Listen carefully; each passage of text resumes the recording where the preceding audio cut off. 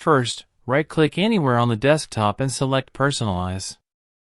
This opens the main appearance settings window. Here, the first option is Background. When this window opens on the top, we have a sign-in button to sign into OneDrive account for taking backup of background images. The background can be personalized with multiple options. Open the drop-down list.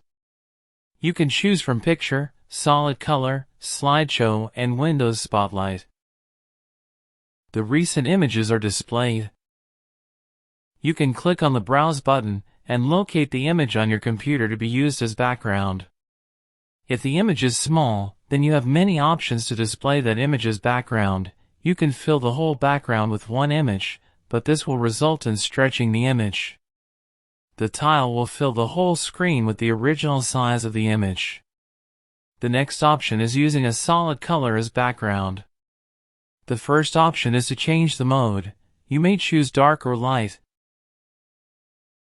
Here you can change the accent color. There are two options, automatic and manual. Let me select this red color, and you can see the options in notification menu. Choose the color you like.